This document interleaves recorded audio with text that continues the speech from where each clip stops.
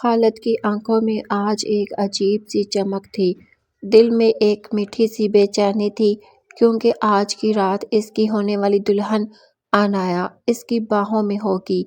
وہی عنایا جو گاؤں کی سب سے خوبصورت لڑکی تھی۔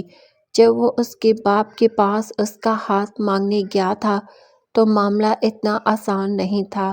بھاری مہر، بڑے بڑے وعدے اور لمبی بیٹھکوں کے بعد کہیں جا کر رشتہ طے ہوا تھا۔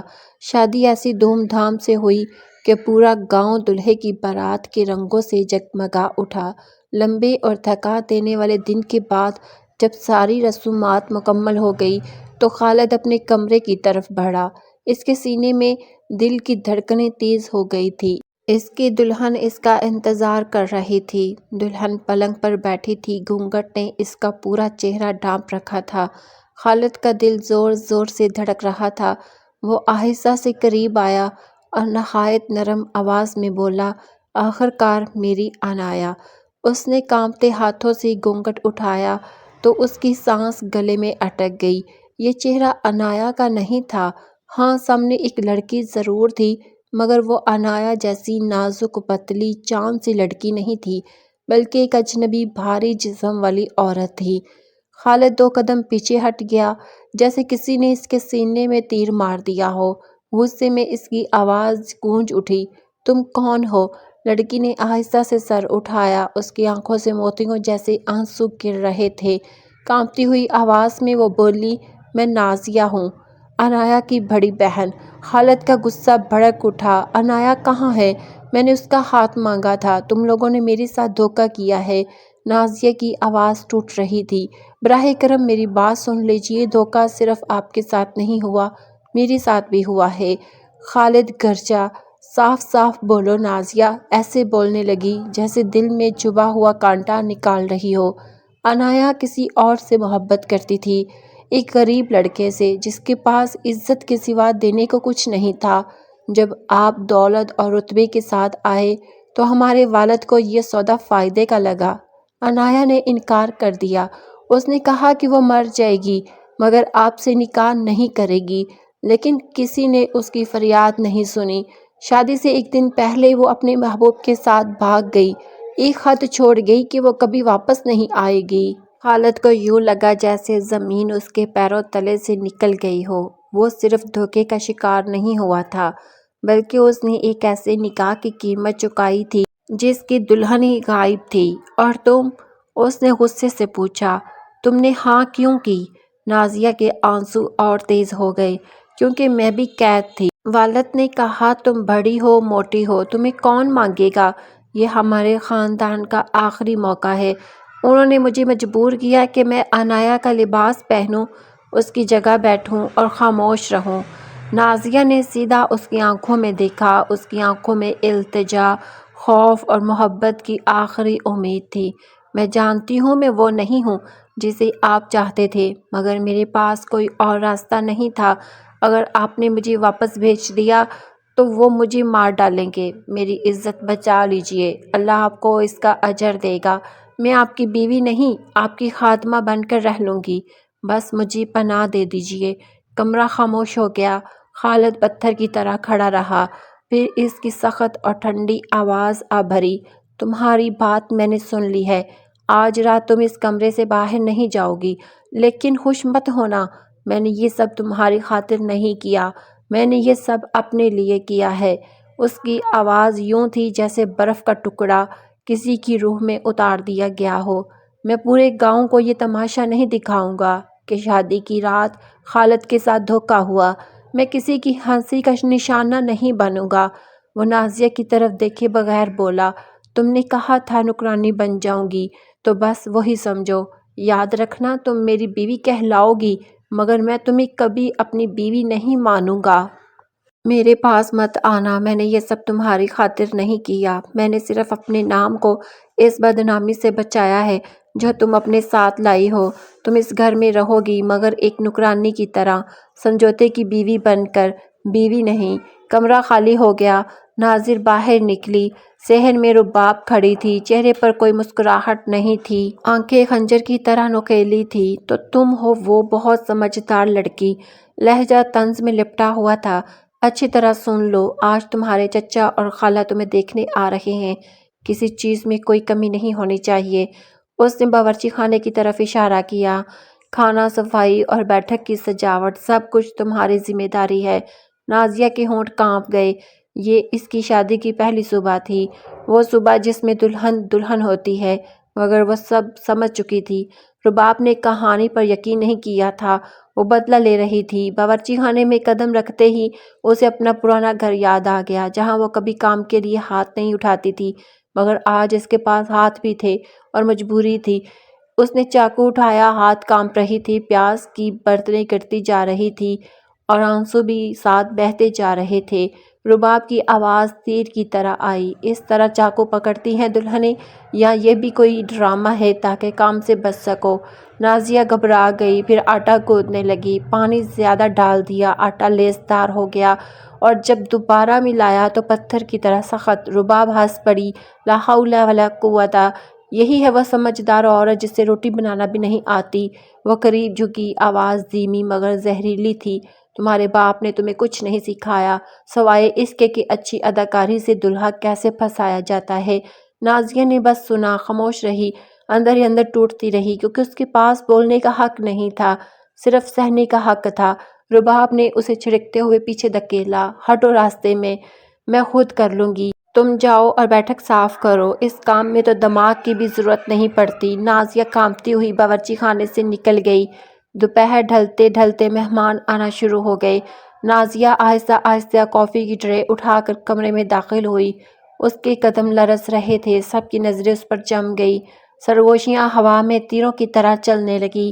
یہی ہے وہ، سنا تھا خالد اس کی خوبصورتی پر مٹا ہے، یہ تو اس کی موٹی بہن ہے، اور پھر خالد کی خالہ جس کی زبان چھریوں سے بھی زیادہ تیز تھی۔ سب نے کے سامنے طعنہ مارا، ارے دلہن جی آ گئی۔ خالد بیٹا، ہم نے تو سنا تھا تم نے بڑی نازک سی لڑکی پسند کی ہے، یہ تو پورا درخت گھر لے آئے ہو۔ کمرے میں دبی دبی ہنسی پھیل گئی۔ خالد نے نہایت سکون سے کہا، خالہ پتلی شاخ تو ہلکی سی ہوا سے ٹوٹ جاتی ہے، مگر درخت تو وہ ہوتا ہے جو جڑوں سے مضبوط ہو، وہ سایہ بھی دیتا ہے اور پھل بھی۔ کمرہ ایک لمحے کے لیے ساکت ہو گیا، سب حیران رہ گئے، یہاں تک کہ رباب بھی اپنے بیٹے کو حیرت سے دیکھنے لگی۔ نازیہ کے اندر کچھ پگھل سا گیا، ایک عجیب سی گرمائش۔ شام ہوتے ہی مہمان چلے گئے اور گھر میں سناٹا چھا گیا۔ جب نازیہ صفائی کے لیے باورچی خانے میں داخل ہوئی تو رباب پہلے ہی وہاں کھڑی تھی، ٹھنڈی، سخت اور منتظر۔ اس نے طنز کیا، واہ پھلدار درخت، مبارک ہو، تم نے میرے بیٹے کو میرے ہی خلاف کھڑا کر دیا۔ پھر احکامات کی لمبی فہرست شروع ہو گئی، کل سے مرغے سے پہلے اٹھنا، دور والے کنویں سے پانی لانا، گھر کے کنویں کو تم ہاتھ نہیں لگاؤ گی، آٹا گوندنا، جانوروں کے باڑے کی صفائی، دریا پر کپڑے دھونا، سب تمہارا کام ہے۔ میرے پوتے پوتیوں کی پرورش کوئی سست عورت نہیں کرے گی۔ نازیہ نے سر جھکا کر سب سنا، یہ کام 10 آدمیوں کے برابر تھا۔ اس نے بمشکل سرگوشی کی، جی سمجھ گئی، وہ جانتی تھی کہ باپ کے جھوٹ، بہن کے بھاگنے اور ایک مغرور شوہر کی قیمت اسے ہی چکانی پڑے گی۔ اس رات اس نے اسٹور روم میں جا کر گزاری، ٹھنڈی ہوا اس کی ہڈیوں میں اتر رہی تھی، وہ گھٹنوں کو سینے سے لگائے بیٹھی رہی، خاموش، اکیلی۔ اگلے دن اس نے امتحان کی شروعات کی، دور والے کنویں سے پانی لانا، بھاری مٹکیاں، کیچڑ بھرا راستہ، نازک ہاتھوں میں چھالے، جانوروں کا باڑا، یعنی جان بوجھ کر دیا گیا ذلت کا کام، دریا تک آدھا گھنٹہ پیدل چل کر کپڑے دھونا، برف جیسے پانی میں کانپتی ہوئی انگلیاں۔ اوپر بالکنی سے خالد سب کچھ دیکھ رہا تھا، اس نے اسے لڑکھڑاتے دیکھا، اس کے پھٹے ہوئے ہاتھ دیکھے اور اس کے دل میں ہلکی سی ٹھیس اٹھی۔ وہ جانتا تھا اس کی ماں سخت ہے، مگر یہ تو کھلا انتقام تھا۔ اس نے دل کو سمجھایا یہ اسی کی حقدار ہے، مگر پھر بھی اس کی تھکی ہوئی چال اور خون آلود ہاتھوں کی تصویر اس کے ذہن سے نکل نہ سکی۔ وہ کمزور نہیں پڑ رہی تھی، رباب اسے توڑنا چاہتی تھی، مگر انجانے میں وہ اسے تراش رہی تھی۔ نازیہ کا بھاری بدن پگھلنے لگا تھا، سخت محنت، کم کھانا، سب کچھ بدل رہا تھا۔ اس کے پرانے کپڑے ڈھیلے پڑ گئے تھے، اس کی چال میں ہلکا پن آ گیا تھا۔ خالد اب اسے نظر انداز نہیں کر پاتا تھا، وہ اسے ایک الگ نظر سے دیکھنے لگا تھا۔ وہ اکثر اسے کسی کونے میں بچا کچا کھانا کھاتے دیکھتا، خاموشی سے، بغیر کسی شکایت کے۔ ایک دن وہ کھیت سے جلدی لوٹ آیا۔ باڑے کے پاس اس کی نظر اس پر پڑی۔ نازیہ سوکھی گھاس پر بیٹھی تھی، چہرہ دھوپ میں پھیکا پڑ چکا تھا، ہاتھوں میں سوکھی روٹی کا ایک چھوٹا سا ٹکڑا تھا، وہی اس کا رات کا کھانا تھا۔ اس کے سامنے ایک چھوٹی سی دبلی پتلی بلی کانپ رہی تھی۔ نازیہ نے اپنی سوکھی روٹی کو پانی میں بھگویا، اسے 2 حصوں میں توڑا، بڑا حصہ بلی کے آگے رکھ دیا اور خود صرف چھوٹے ٹکڑوں سے پیٹ بھرنے کی کوشش کی۔ خالد دور کھڑا یہ سب دیکھ رہا تھا، بالکل ساخت، جس عورت کے ساتھ اس گھر میں جانور جیسا سلوک کیا جاتا تھا، جو دن رات پتھر کی طرح کام کرتی تھی، جو خود بمشکل کھانا کھاتی تھی، وہی عورت اپنی بھوک سے زیادہ ایک بھوکی بلی کی تکلیف محسوس کر رہی تھی۔ اس کے سینے میں کچھ تیز سا چبھ گیا۔ یہ غصہ نہیں تھا، یہ شرمندگی تھی۔ اسی شام رباب باورچی خانے میں چیخ رہی تھی کہ آٹا بہت تیزی سے ختم ہو رہا ہے۔ اس شور کے بیچ کئی ہفتوں بعد پہلی بار نازیہ کی دبی دبی آواز سنائی دی، امی جان، اگر ہم مزدوروں کی روٹی کے لیے سفید آٹے میں تھوڑا سا جو ملا دیں تو روٹی زیادہ پیٹ بھرے گی اور ہمارا آدھا گندم بچ جائے گا۔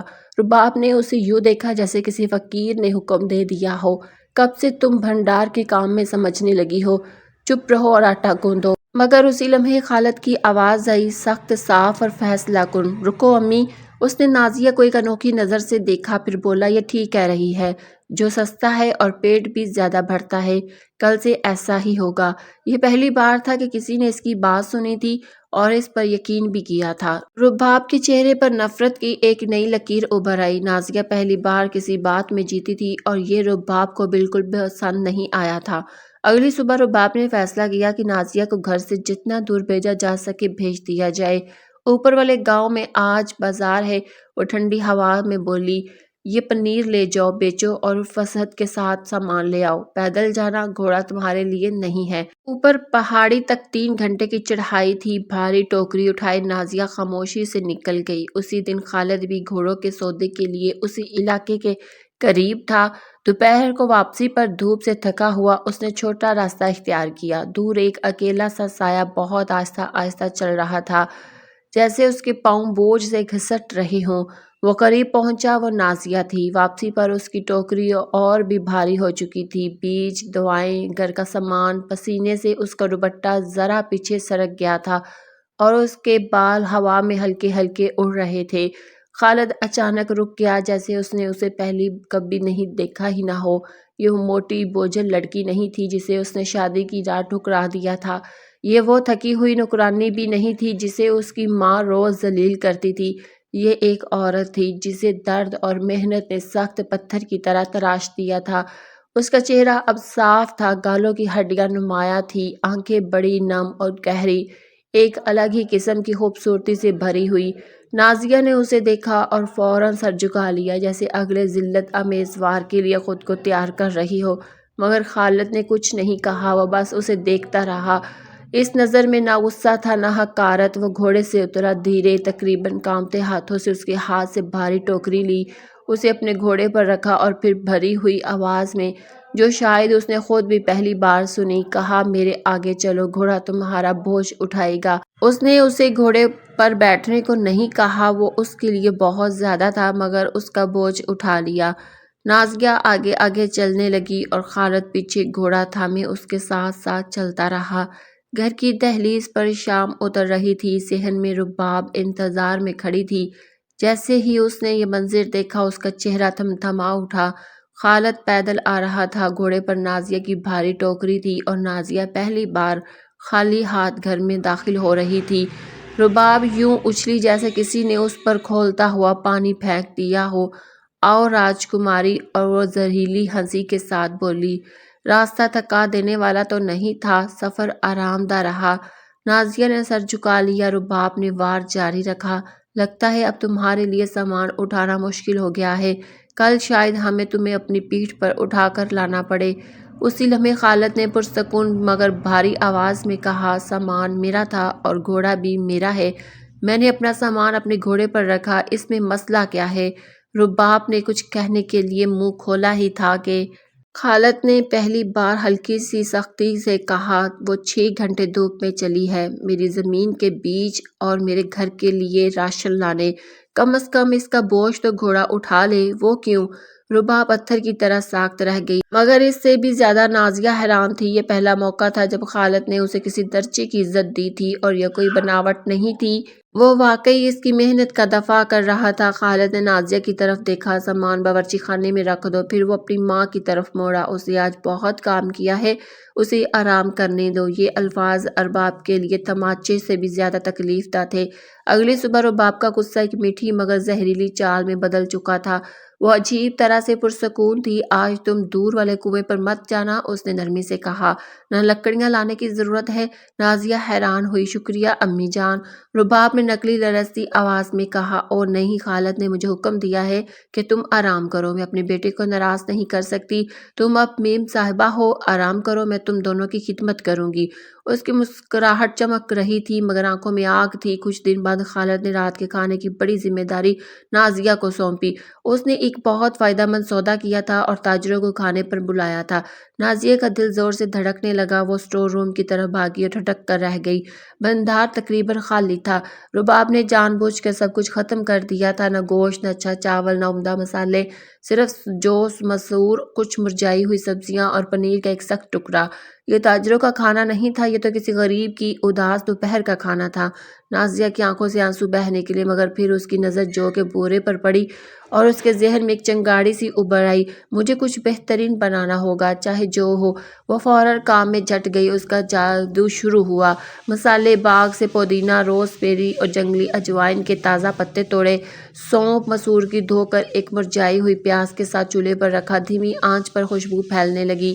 روٹی بچا ہوا تھوڑا سا سفید آٹا لیا، اس میں سخت پنیر کدو کش کر کے ملایا، جنگلی اجوائن ڈالی، خوشبودار شاہی بریڈ تیار ہونے لگی۔ مرکزی ڈش جو کہ سبزیوں کے ساتھ دھیرے دھیرے پکایا، جڑی بوٹیاں اور تھوڑا سا تیل ملایا، اور جو نہ رہا وہ ایک کریمی خوشبو سے بھری ہوئی ریسٹورینٹ جیسی شاندار ڈش بن گیا۔ خالد مہمانوں کو لے کر صحن میں داخل ہوا، رباب وہاں چارپائی پر بیٹھی تھی۔ اس نے ٹھنڈے لہجے میں پوچھا، وہ کہاں ہے؟ رباب نے بناوٹی سکون سے جواب دیا، باورچی خانے میں ہے، انتظام کر رہی ہے۔ تاجر آ کر بیٹھ گئے، کمرہ بوجھل خاموشی سے بھر گیا۔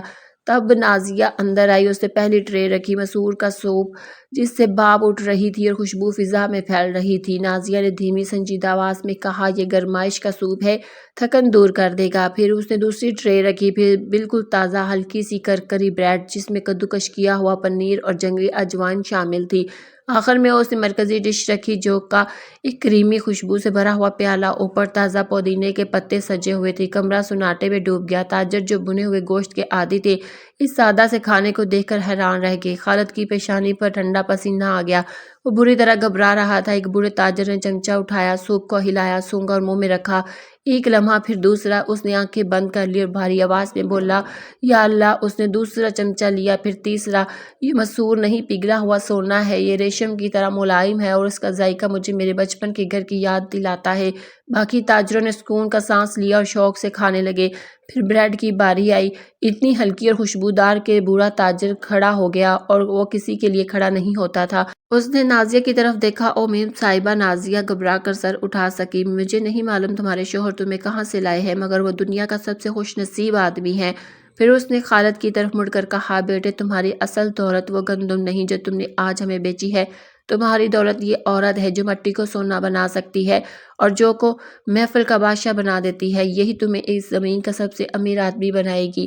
مہمان ہنسی اور دعاؤں کے ساتھ رخصت ہو گئے۔ خالد کمرے کے بیچ کھڑا رہ گیا، خالی پلیٹوں کو گھورتا ہوا۔ رباب دروازے پر مجسمے کی طرح جم گئی تھی، اس کے چہرے پر شکست صاف لکھی تھی۔ خالد خاموشی سے باہر نکلا، اپنی ماں کو نظر انداز کرتے ہوئے۔ نازیہ اس کے پیچھے آئی اور وہ مڑا، اس کی آنکھوں میں ایک انوکھی نرمی تھی۔ کیسے؟ اس کی آواز دھیمی اور حیرت سے بھری تھی۔